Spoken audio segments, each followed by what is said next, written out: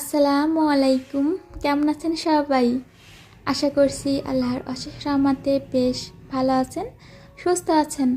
আমরা আলহামদুলিল্লাহ খুব ভালো আছি।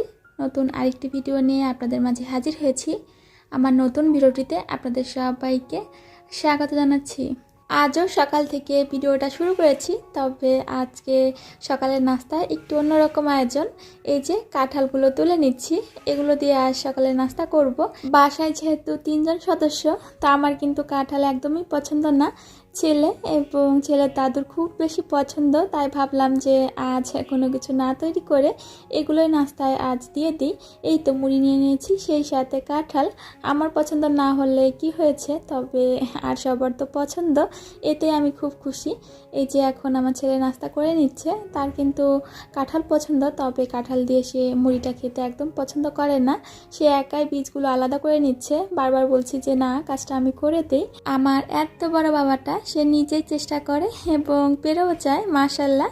আমি কিন্তু এখানে আরেকটা কাঁঠালের বীজ আলাদা করে দিয়েছি, সে সেটা আর খাচ্ছে না। ভিডিওটা কিন্তু কয়েকদিন আগের ছিল, যখন খুব বেশি বৃষ্টি হতো।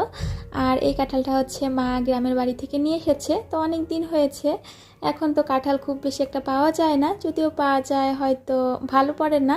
কাঁঠালটা ভালো ছিল, মিষ্টিও ছিল, তবে কাঁঠালের বীজগুলো থেকে গাছ হয়ে গিয়েছে। এই বীজগুলো আমি এখন রেখে দিব, যেহেতু বীজগুলো অনেক পছন্দ। এগুলো ধুয়ে শুকিয়ে রেখে দিব, পরবর্তীতে রান্না করে খাওয়া যাবে। এখানে আমি একটা একটা করে সবগুলো বীজ পরিষ্কার করে নিচ্ছি, আর যে গাছগুলো হয়েছে সেগুলো ভেঙে ফেলে দিচ্ছি। আমার প্রিয় আপুরা যারা দেখছেন ভিডিওটি, এখন একটা লাইক দেননি, চাইলেই ছোট্ট একটা লাইক দিয়ে আমার সম্পূর্ণ ভিডিওটি দেখতে পারেন। তো বীজগুলো পরিষ্কার করে নিয়েছি, এখন যে প্লেট বাটিগুলো ছিল সেগুলো ক্লিন করে নিচ্ছি। তাছাড়া বেসিনটাও ক্লিন করতে হবে। কাঁঠাল যখন তোলা হয় তখন দেখা যায় কি যে সেই জায়গার সাথে প্লেট বাটি সব কিছুতে খুব বেশি আঠাটা লেগে থাকে। আর এমনিতেই এই কাঁঠালের আঠাটা একটু বেশি ছিল। ছোট থেকে দেখে এসেছি, যখন বাড়িতে কাঁঠাল তুলতো তখন হাতে সরিষার তেল একটু মাখিয়ে তারপর কাঁঠালগুলো তুলতো। আমিও কিন্তু সেভাবে তুলে ফেলেছি। তেজপাতাগুলো অনেকদিন হয়েছে এভাবে শুকিয়ে রেখে দিয়েছি, তবে এগুলো যে কেটে বক্সে সংরক্ষণ করব সেটা আর সময় হচ্ছিল না। এখনই তো তেজপাতাগুলো খুব সুন্দর করে কেটে নিয়েছি, এখন কাঁচের জারে রেখে দিব। পাশে আমি বুটের ডালগুলো ভিজিয়ে রেখেছি, বুটের ডাল বা ছোলার ডাল যেটাই বলেন সেটা ভিজিয়ে রেখেছি। এখানে মনে হচ্ছে না যে অনেকগুলো তেজপাতা, আমি কিন্তু এই ছোট্ট চারটার ভিতর সবগুলো পাতা রেখে দিতে পারবো। এখন আমার এক প্রিয় দিদিভাইয়ের কমেন্ট পড়ে নিই। শাশ্বতী ব্যানার্জি আইডি থেকে আমার দিদিভাই বলেছেন, আমার মিষ্টি বোন ছেড়ে দিবে, রাগ করব। হয়তো গত ভিডিওতে আমি বলেছিলাম ছেড়ে দেওয়ার থেকে এক সপ্তাহে একটা ভিডিও দেওয়া ভালো, হয়তো সেই কথাই বলেছেন। তোমার ফ্রিজটা কি পুরোটা ফ্রিজার? খাবারগুলো সুন্দর করে টেবিলে গুছিয়েছ। অনেক অনেক অনেক ভালোবাসা প্রিয় দিদিভাই। অনেক সুন্দর করে দিদিভাই কমেন্ট করেন, যখনই কমেন্ট করেন। ফ্রিজটার কথা দিদিভাই জিজ্ঞাসা করেছেন, সেটা হচ্ছে ফ্রিজে নর্মাল এবং ডিপ দুইটাই আছে, তবে ডিপের দিকটা একটু বড়, নর্মালের দিকটা ছোট। এদিকে আমি কিছু ডাল এবং মাংস সিদ্ধ করে নিয়েছি কাবাব তৈরি করার জন্য। আর অনেক দিন পর আজ এই যে মশলা সংরক্ষণ করলাম, তো অল্প করেই করেছি। এখানে জিরা, রসুন, আদাও আছে, তো আজ কিন্তু অল্প করেই মশলা সংরক্ষণ করেছি। আবারও ঢাকাতে যাওয়ার ইচ্ছা আছে মায়ের কাছে, তো যদি যাই আপুদের তো অবশ্যই জানাবো। তো রেগুলার ভিডিও না দেওয়ার পিছনে এটা কিন্তু একটা কারণ। দেখা যাবে কি যদি মায়ের কাছে আবার যাই তো ভিডিও দেওয়া হবে না, এই জন্য ভেবেছি যে মায়ের কাছে গেলে সেখান থেকে এসে তারপর রেগুলার হব। এখন না হয় যে সপ্তাহে একটা বা দুইটা করে ভিডিও দেই, তো এরকমই চলুক না, ভালোই তো যাচ্ছে দিনকাল। অনেক আপুরাই আমাকে কমেন্ট করে জানিয়েছেন যে আগের মতন যেন ভিডিও দেই, তো ইনশাল্লাহ আপুরা দোয়া রাখবেন। হ্যাঁ, আপুরা এটাও জানতে চেয়েছেন কেন আগের মতন ভিডিও দিব না বা দিচ্ছি না। এই যে কিছুক্ষণ আগে কিন্তু বলেছি বেড়াতে যাবো মায়ের কাছে, সেই জন্য ক্যারামেল তৈরি করা দেখে আমার আপুরা হয়তো বুঝতে পেরেছেন এখানে পুডিং তৈরি করছি। লাল চিনি ছিল এগুলো, তো আমি সামান্য পরিমাণে পানিও দিয়ে দিয়েছি। তো লাল চিনি দিয়ে আমি এই ক্যারামেলটা প্রথমবার তৈরি করছি, তো দেখছিলাম যে কালারটা খুব বেশি সুন্দর আসেনি। আরও কিছুক্ষণ ক্যারামেলটা জাল করলে হয়তো কালারটা আর একটু সুন্দর আসতো, তবে দ্বিতীয়বার চেষ্টা করব সুন্দর করার জন্য। দুধ কিন্তু আগেই জাল করে রেখেছি, তো দুধ যখন জাল বসিয়েছিলাম দেখা গিয়েছে কি যে চুলা জাল বসিয়ে দিয়ে ঘরের কাজ করেছি, এতে করে আমি দুধটা বারে বারে করে নাড়া দিতে পারিনি, এই জন্য সরটা বেশি মোটা হয়ে গিয়েছে। তো সমস্যা নেই, আমি ছেঁকে ফেলে দিব। ডিম যেহেতু আমি সবসময় ফ্রিজেই রাখি, এই জন্য আমি সকালেই ডিমটা ফ্রিজ থেকে বের করে রেখেছিলাম। কিছু কিছু কাজ আছে যেগুলো মেপে তৈরি করি না, আন্দাজ করে তৈরি করে ফেলি। এই যে যেরকম পুডিং, এটা কিন্তু আমি আন্দাজ করে তৈরি করি। পরিমাণ মতো মিষ্টি এবং ডিম, দুধ এটা দিয়ে থাকি। হাফ কেজি দুধ দিয়েও কিন্তু আমি পুডিং তৈরি করে থাকি। হাফ কেজি দুধ দিয়ে 3টা ডিম দিয়ে তৈরি করলে সব থেকে বেশি সুন্দর হয়। 1 কেজি দুধ জাল করে আমি এই পরিমাণে করে নিয়েছি, তবে এখানে কিন্তু সরের পরিমাণটাই বেশি। এটা পরবর্তীতে ছেঁকে ফেলে দিব। এখন ডিম এবং দুধের মিশ্রণটা খুব ভালো করে মিশিয়ে নিব, এরপর ছেঁকে নিব। এদিকে ক্যারামেলটা সেট হয়ে গিয়েছে। দুপুরে রান্না করতে হবে। এদিকে দুধটা যে জাল করে রেখেছি এটা ঠান্ডা হচ্ছিল না, এজন্য পানির ভিতরে আমি পাতিলটা রেখে ঠান্ডা করে নিয়েছি। তারপর কিন্তু ডিমের মিশ্রণের সাথে আমি দুধটা ভালো করে মিশিয়ে নিয়েছি।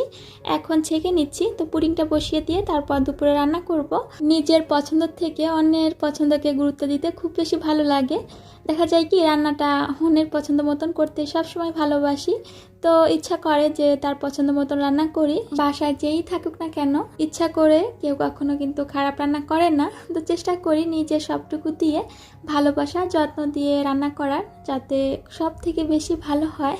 তো প্রশংসা পেতে তো সবাই পছন্দ করে, তো আমিও কিন্তু সেরকম চাই যে কেউ প্রশংসা করুক। এদিকে আমি যেভাবে পুডিং বসাই কুকারে, সেভাবে পুডিংটা বসিয়ে দিয়েছি। তো পুডিংটা কিন্তু হচ্ছে, কয়েকটা চিটি দিয়ে নিব, 10 থেকে 15টা। আমি দেখা যায় কি যে গুনেও নেই না যে কয়টা চিটি উঠেছে। এদিকে হলুদের জারে হলুদটা শেষ হয়ে গিয়েছিল, তো জারটা রিফিল করে নিয়েছি। এরই মাঝে দুপুরে রান্নার জন্য সব কিছু গুছিয়ে নিয়েছি। এখন রান্নাটা করে নিব। আজ মায়ের পছন্দ মতো রান্না করব। তো মা খুব বেশি পছন্দ করে আমার হাতের চিকেন বিরিয়ানি, সেটাই রান্না করছি। ছেলেও পছন্দ করে, সে বলে, তবে দেখা যায় কি যে খাওয়ার সময় সে একটু একটু। তাই তো এদিকে চিটি উঠে গিয়েছে, অনেকগুলো উঠেছে। এখন চুলার জালটা বন্ধ করে দিচ্ছি। এখানে আমি কিছু আলু কেটে নিয়েছি, আলুগুলো ভেজে নিচ্ছি। তো এই যে আলু ভাজছি, এখান থেকে কিন্তু কয়েকটা বিরিয়ানির ভিতর দিব, সেই সাথে কয়েকটা আমার ছেলে এখন খাবে। এভাবে আলু ভাজিটা সে খুব বেশি পছন্দ করে। তো মা কয়েকটা পেয়ারা কেটেছিল, তো সেখান থেকে আবার এইটুকু রেখে দিয়েছিল, সেটা আমি এখন কেটে নিলাম। তো লবণ দিয়ে দেখা যাবে কি যে যদি দেওয়া হয় শেষ হয়ে যাবে, এভাবে যদি থেকে যায় তাহলে নষ্ট হবে। পেয়ারা কাটছি, এদিকে আলুও ভাজছি, তো একই সাথে 2টা কাজ করছি। তো এভাবে কিন্তু ঘুরিয়ে ফিরিয়ে সংসারে কাজ করতে হয়। এদিকে আমি আলুটা ভেজে তুলে নিয়েছি। এখন এই যে পেঁয়াজ ভেজে নিচ্ছি। তো পেঁয়াজ বেরেস্তা করা আছে, এই জন্য আজ বেরেস্তা করছি না, একেবারে মাংসটা কষিয়ে নিব।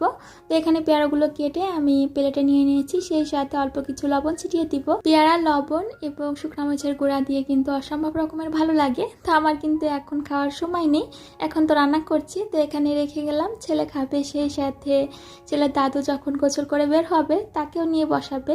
এদিকে আমার পুডিংটা হয়ে গিয়েছে, তো আমি ঢাকনাটা খুলে নিয়েছি। একটু ঠান্ডা হলে আমি বাটিটা কুকার থেকে বের করে নিব। পেঁয়াজটা একটু ভেজে নিয়েছি, এরপর এখানে বাটা মশলা দিয়ে দিয়েছি। বাচ্চারা দাদু দাদা সেই সাথে নানু নানা এদের কাছে পেলে এত বেশি দুষ্ট হয়ে যায়। আমার বাবুটার খেলার সঙ্গী তার নানু এবং তার দাদু, তো সব থেকে আদরের এবং ভালোবাসার জায়গা এটা। তো দাদুকে নিয়ে সে এখানে বসিয়ে রেখেছে। এখন কিন্তু মা নামাজ পড়তে যাবে, তো সে নামাজ পড়তেও যেতে পারছে না। তো এখানে বসে অনেকটা সময় তার সাথে তার কথা মতন কাজ করবে, সেই সাথে এই যে দুষ্টুমি করবে। এদিকে আমি রান্নাঘরে আবার চলে এসেছি। তো মশলাটা কষিয়ে নিয়েছি। বিরিয়ানির মশলাটা তো দেওয়াই হয়, সেই সাথে আদা রসুন জিরা তেজপাতা এলাচ দারচিনি এগুলো আলাদা করে দেওয়া হয়। এখানে আরও দিয়ে দিয়েছি বাদাম বাটা এবং কিশমিশ বাটা, এগুলো দিয়ে এভাবে একটু সময় কষিয়ে নিব। এখানে কিন্তু আমি কোনো ধরনের পানি অ্যাড করিনি। এখানে আরও কয়েকটা কাঁচামরিচ ভেঙে দিয়ে দিয়েছি একটু ঝালের জন্য, তো কাঁচামরিচগুলো ভেঙে দিয়েছি। আমি এখানে শুকনো মরিচের গুঁড়াটা ব্যবহার করি না, তো বিরিয়ানি যখনই রান্না করি শুকনো মরিচের গুঁড়াটা না দেওয়ারই চেষ্টা করি। এখানে আমি ভেজে রাখা আলু দিয়েছি, তো এগুলো দিয়ে আমি একটু সময় কষিয়ে নিয়েছি। এখন এখানে আমি দিয়ে দিচ্ছি টক দই। দুধের ভিতরে ভিনেগার দিয়ে রেখে দিয়েছিলাম, তো এটা আমি দিয়ে দিয়েছি। তো এখানে কিন্তু দেখছিলাম যে এটা চিজ হয়ে গিয়েছে, তো কিছু করার নেই, এভাবেই দিয়ে দিয়েছি। এদিকে আমার পুডিংয়ের বাটিটা ঠান্ডা হয়ে গিয়েছে, এভাবে এখন ফ্রিজে রেখে দিব।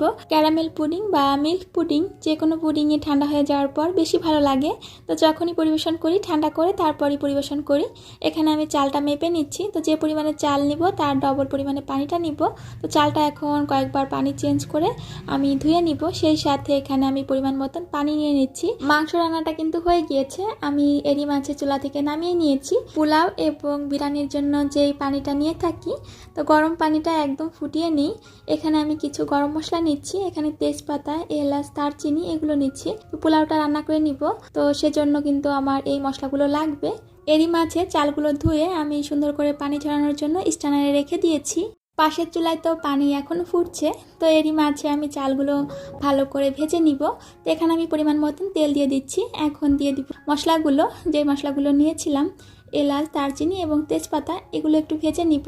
তারপর এখানে আমি যে চালগুলো রেখেছিলাম সেই চালগুলো এখন দিয়ে দিচ্ছি।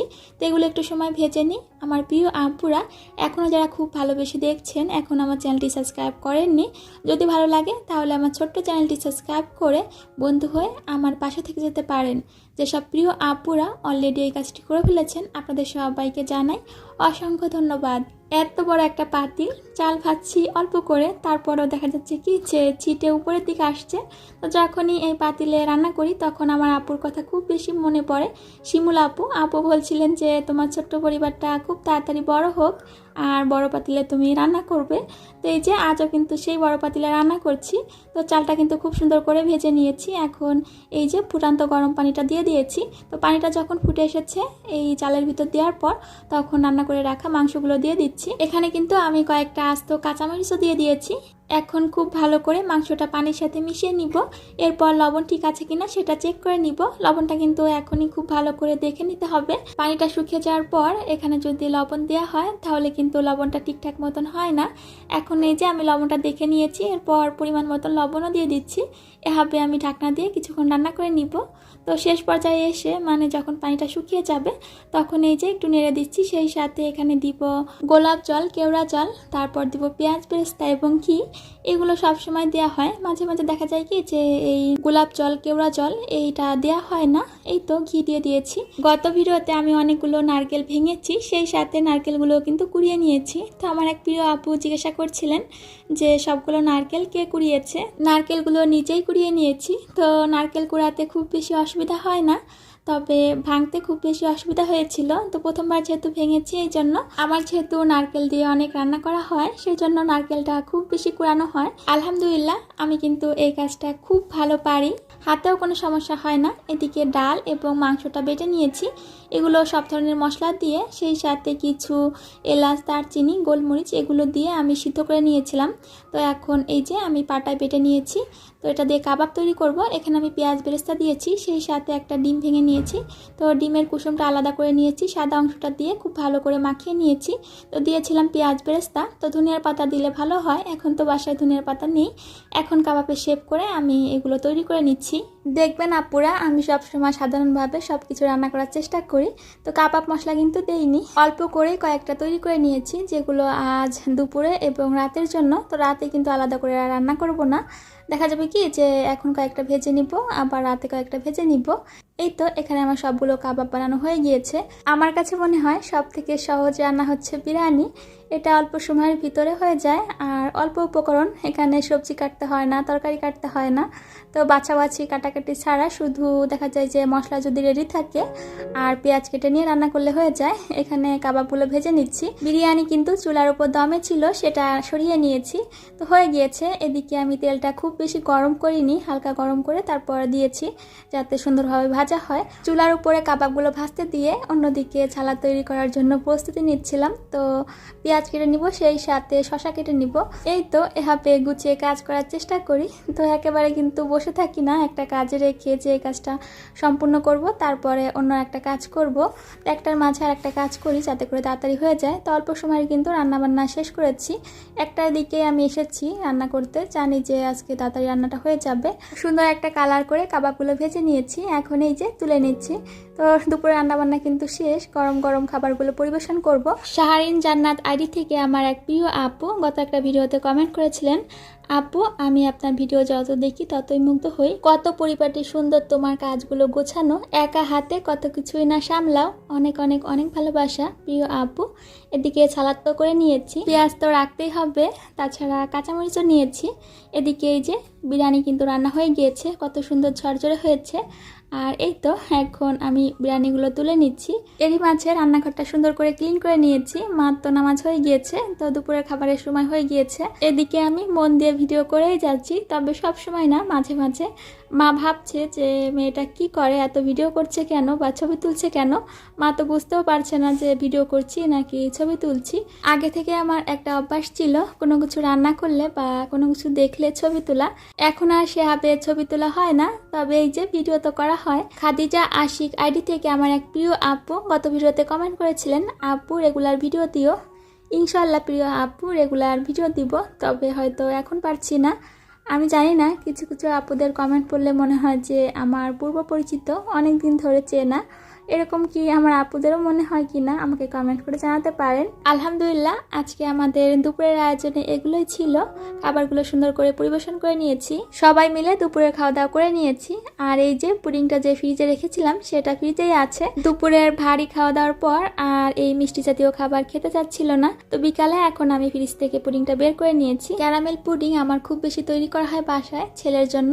তো রোজার মাঝে আমি একটা ভিডিও শেয়ার করেছিলাম যেখানে পুডিং তৈরি করেছিলাম, সেই সাথে পাতিলটাও সুন্দর করে ক্লিন করে নিয়েছিলাম। আপনারা ভিডিওর প্রথম দিকে খেয়াল করলে দেখতে পাবেন পাতিল কিন্তু এরকম কালো ছিল না। যতবার আমি পুডিং তৈরি করি ততবারই পাতিলটা এভাবে কালো হয়ে যায়, তো সেটা ক্লিন করে ফেলি। একজন ব্লগার আপু সেই ভিডিওর নিচে কমেন্ট করেছিলেন, আমার এরকম পাতিল থাকলে আমি তখনই ডাস্টবিনে ফেলে দিতাম। তো আমার তো এরকম সামর্থ্য নেই যে প্রতিবার পুডিং তৈরি করব আর পাতিল ফেলে দিব, নতুন পাতিল আনবো। আমার মিষ্টি আপুদের ভালো কমেন্টের পাশাপাশি এরকম হাস্যকর কমেন্টও কিছু থাকে। সবার সুস্বাস্থ্য কামনা করে বিদায় নিচ্ছি। আল্লাহ হাফিজ, আসসালামু আলাইকুম।